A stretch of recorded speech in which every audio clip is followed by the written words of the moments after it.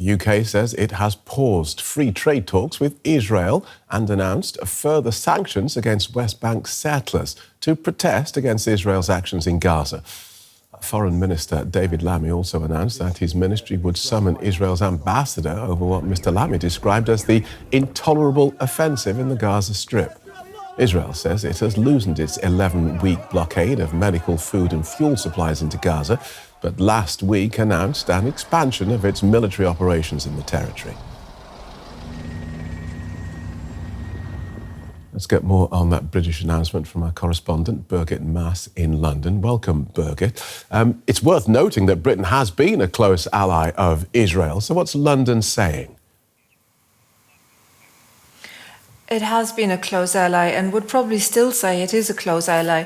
However, a lot of criticism today from the British government. As you said, the Prime Minister Keir Starmer saying that he's horrified by the escalation from Israel, and his Foreign Secretary David Lammy going further, criticizing the Israeli Minister Smotrich, who he says he was talking about Israeli forces planning to cleanse Gaza, and he said that language was extremist and monstrous, and that he condemns it in the strongest terms.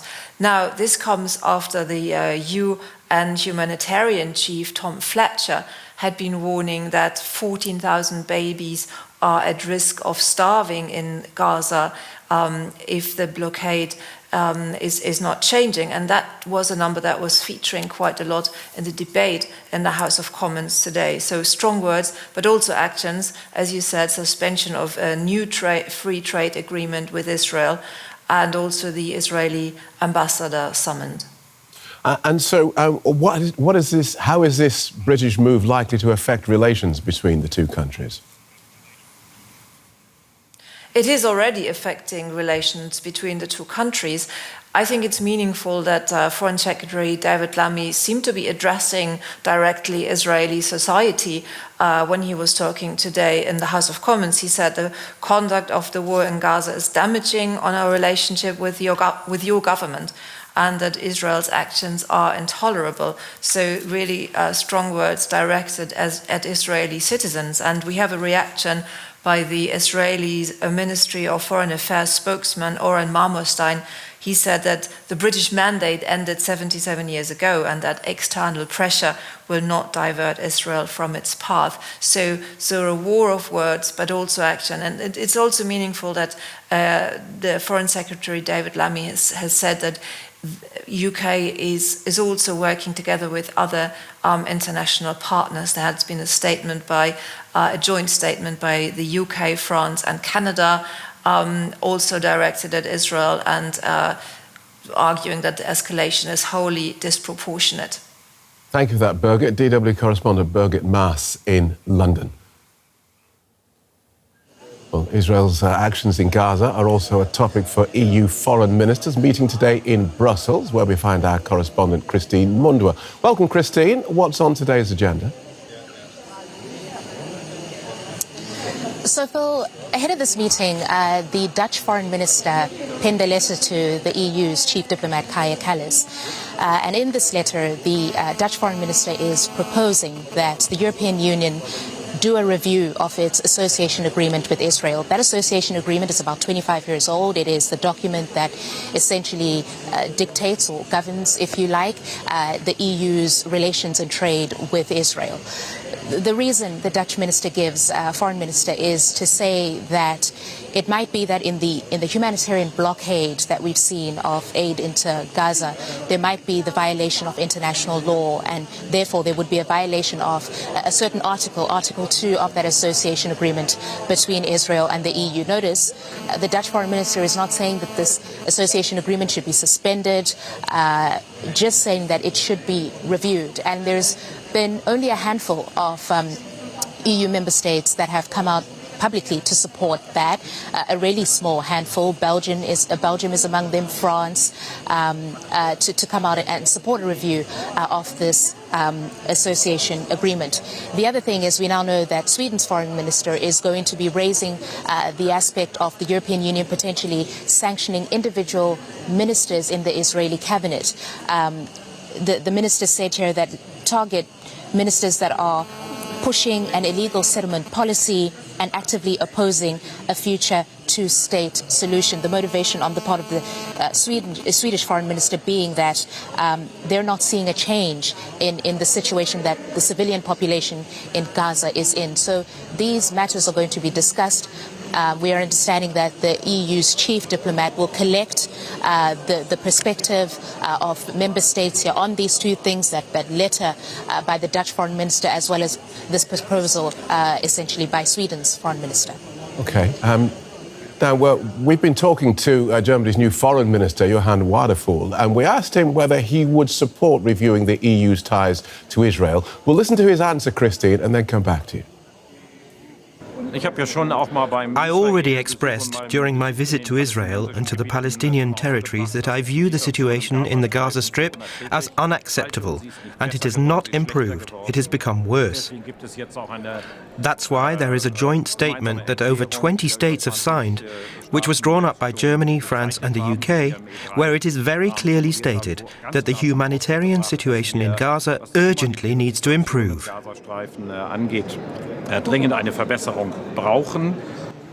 So, Christine Mhundwa, how does Germany want to pressure Israel to improve the humanitarian situation in Gaza? Well, just by listening to that, I mean, the question was asked directly to Minister Wadephul on whether or not Germany supported that Dutch initiative to look into the association agreement. And as you can see, we didn't get that sort of public support for that from the German foreign minister. And I think the German position has been really clear from the very beginning as it pertains to its approach to foreign policy to Israel. It is the Germans who have, for instance, when we were dealing with the issue of calling for a ceasefire, where EU member states were looking to call for a ceasefire in Gaza, the Germans would have been reluctant to do so for fear that it would somehow limit Israel's ability to be able to defend itself in response to the terror attack on October 7. So it's understood here that the German position is to try by all means to continue that sort of backdoor diplomacy, pressuring the Israelis behind closed doors, so to say, and not necessarily publicly condemning Israel for fear of perhaps going against what is, of course, Germany's known and long-standing foreign policy as it pertains to Israel. But it wouldn't just be Germany. There are many member states here who find it difficult to come out strongly to oppose or condemn Israel's actions out loud here, Phil. So while it's not clear exactly what it is the Germans would deem the appropriate response that they would like to see from the Israelis, of course,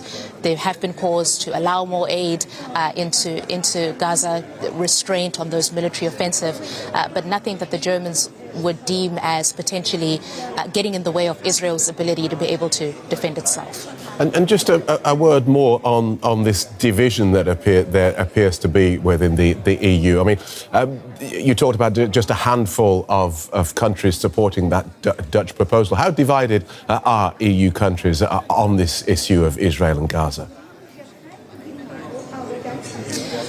Phil, from the very beginning, those divisions have been very clear, and I think in very simplistic words, one could say that you could almost divide member states into camps, right? Those that are sort of pro-Israel, Germany chief among them, and then others that perhaps are more sort of, let's call it pro-international law, who are saying that we've got to look into the international law that's being violated, what is going on with the civilian population in Gaza, and we've got to act accordingly. And it's for that very reason that the EU's response to this has been weak, as some would argue, because there is no unity. And I gave that example about simply calling for a ceasefire. At that time, it was a very heated European Union Council. This was the heads of state.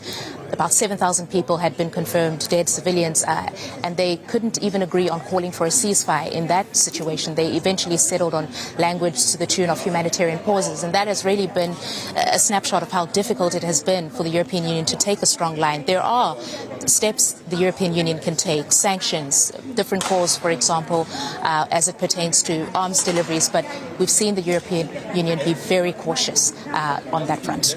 Thanks for that, Christine. Christine Mhundwa in Brussels. Well, the UN says it has now received permission to send around 100 aid trucks into Gaza.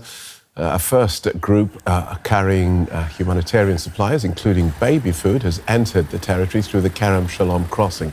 For nearly 3 months, Israel has blocked all food, medicine and other aid from reaching Gazans. Let's join our senior international correspondent, Fanny Fascar, in Jerusalem. Welcome, Fanny. Is it clear that Israel's decision to allow aid trucks into Gaza is a result of international criticism?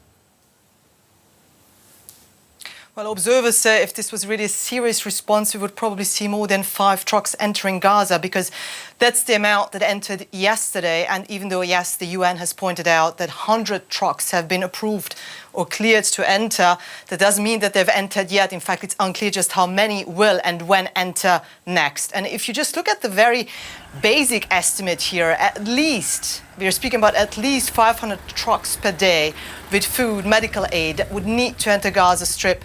And also, in addition to that, at least 50 trucks with fuel that is needed, obviously, for ambulances to get to the people who are injured or killed, that people themselves need in order to evacuate. If you look at the map, Gaza Strip is about 40 kilometers in length, and this place have been displaced over and over again. Palestinians during the past 19 months, while this war is relentlessly raging. So there's a lot more needed than what's currently happening. But if you're listening to Prime Minister Netanyahu saying that this partial lift of the blockade, and I would rather speak about the start of something, because once again, so far 5 trucks have entered Gaza Strips. He's speaking about doing this for quote diplomatic reasons, and his far-right coalition partner, the finance minister, Mr. Smotrich, is saying that the bare minimum is going to be done so that the world doesn't accuse Israel of war crimes. What we are not hearing, that Israel is doing this because this is simply the basics of international humanitarian law, and that is, even when there is an ongoing war,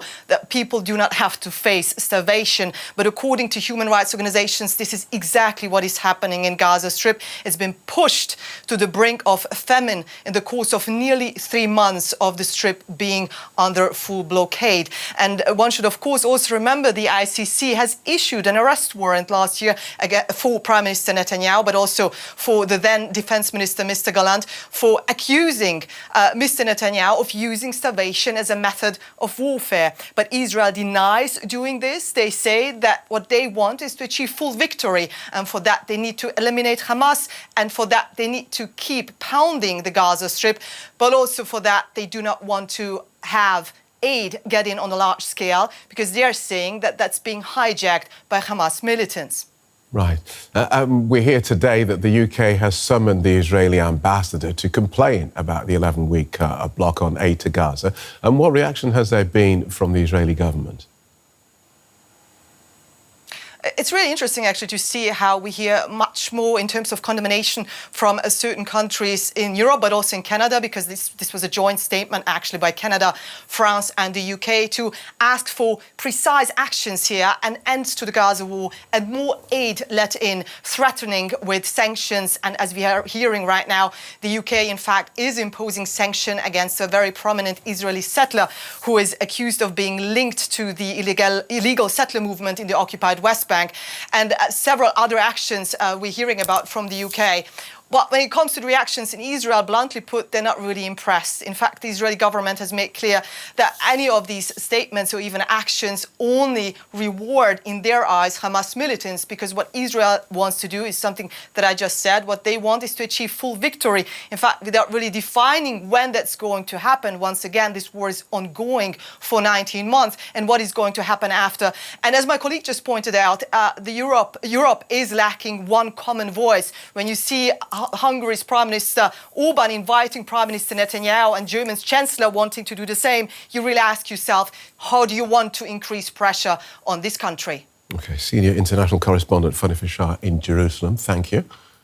Well, joining me now is Ruthie Blum. She's a former advisor in the office of Israel's Prime Minister Benjamin Netanyahu. She joins me now from Tel Aviv. Ms. Blum, it's good to have you on the program. You've heard the news today. These are some of your most important allies coming out publicly to pressure Israel to change course. The UK today summoning the Israeli ambassador. This appears to be unprecedented. Is this the only way now that Israel's friends can get the Prime Minister's attention? Well, thank you for having me, Brent. But I would like to say something before I answer that question. I'd like to say that in your entire interview with the representative from the Red Cross, neither of you mentioned once Hamas or the hostages who are being purposely starved by their captors, and did not have one visit from the Red Cross in the 19 months since Hamas committed the worst atrocities against Jews since the Holocaust.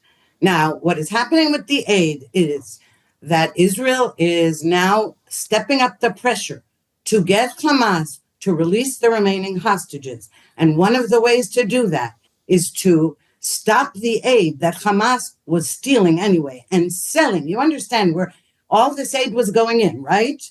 Hamas wasn't distributing it, it was selling it to the civilians. And I say so-called civilians, because we'll get to that in a minute, at exorbitant prices. Now, you're feeding your enemy while you're at war and you're trying, listen, this war could have ended on October 8th had Hamas put down its weapons and returned the hostages, and had the people of Gaza in all these months, not one of them even gave a clue as to where the hostages were being held, many in civilians' homes as well as in tunnels, and, may I add, by UNRWA employees. So the UN has also been complicit in this whole thing. Ms. Blum, and I think it's really, I'm sorry. Let me just pick up on what you said that about Hamas and its actions that you claim are taking place inside of Gaza. I, as a journalist, I can't talk about that because we're not allowed inside Gaza to be independent journalists. So this is all hearsay. What you're telling me is happening. I have no way to independently verify it. Okay, but you have a way to independently verify what the civilians of Gaza are going through. The point, first of all, there are journalists allowed in Gaza. They're accompanied, of course, because it's a war zone. But aside from that, if the idea is that you're saying that we don't know if there are hostages held in Gaza, well, that is not true. We do know that they're held in Gaza. We do know, we have on video all the atrocities that Hamas committed. And we also know that nobody has helped release them. The only thing that has helped release those hostages are negotiations that Prime Minister Netanyahu has engaged in repeatedly.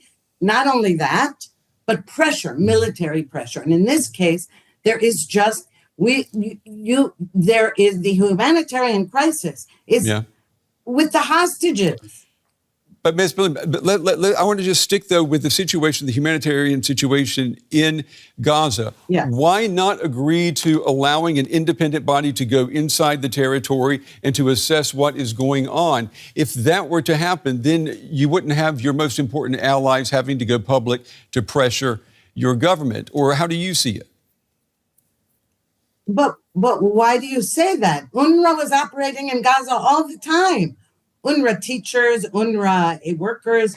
There have been many people going into Gaza. But that's an organization that's an organization that the Prime Minister does not trust. So what I'm saying is that the suggestion has been made to allow another independent organization to go in and assess the situation, and that has been blocked as well. No, well, Hamas, excuse me, what about the Red Cross? Is that an independent organization whose job it is to visit prisoners of war? And in this case, you're talking about innocent people who were snatched out of their beds on October 7th, 2023, and have been languishing in those tunnels and in the homes of Gazans. I mean, you didn't mention once about the job of the Red Cross to visit the hostages, to report on their condition. I understand what you're saying, but I just don't see it that way. We have to win this war over a brutal terrorist organization that would kill you as soon as look at you. They hate the West, they hate America, they hate Europe, they hate infidel Muslims, Christians. Ms. Blum, let me ask you about what we saw today. Even one of your most important allies, Germany, has come out and publicly criticized what is happening inside Gaza. That certainly is signaling to the rest of the world that friends of Israel are unable to get Israel to change course on a situation that Israel's best friends think is bad. Okay, you're right. And that is why Prime Minister Netanyahu decided that he would allow supplies in, but with a mechanism that would vet those supplies, preventing Hamas from stealing them. And the way to do that is, first of all, not to have endless amounts of products like flour that can be resold, but rather to set up kind of soup kitchens, something like that. In other words, feeding the Gazans who are, by the way, told where the points that they can get food and medicine, where those points are, and to tell them to get out of the way of the combat zone, which Israel has been doing throughout the war, warning civilians, phoning them, sending leaflets with our Arabic spokesman, telling them where to go, how to get there, where to get the food. But this time, rather than, for example, yes, baby food, rather than having Hamas, we also have to have IDF soldiers in the area to make sure that it's not terrorists going there to steal the food and resell it to the people who need it. But from the outside, people are asking, they're agreeing with you that, yes, these measures should be taken, but why didn't they happen 3 months ago? Why have we had to go almost 3 months and create a humanitarian crisis? It was part of the strategy of the war that many Israelis were begging for, to put maximum pressure on Hamas so that it would surrender. Pressure along with negotiations brokered by Washington, in Qatar, in Egypt. Is that what the Israeli public has asked? Have they asked the Israeli government to keep baby food and food out of Gaza? No, the idea was that Hamas had supplies for several months. And the only way to put pressure on Hamas was to rid it of this ability. So the idea is, again, you're talking about a humanitarian crisis. It was created, Israel was assaulted. Israel is at war. Israel has to win this war against Hamas. President Trump, who, in fairness here, President Trump has come up with certain plans for the day after this war in Gaza. He has understood that Israel is the victim in this war and needs, although, yes, even the United States appealed to Israel to please resume at least some humanitarian aid, like you said, for babies, etc. And Netanyahu agreed.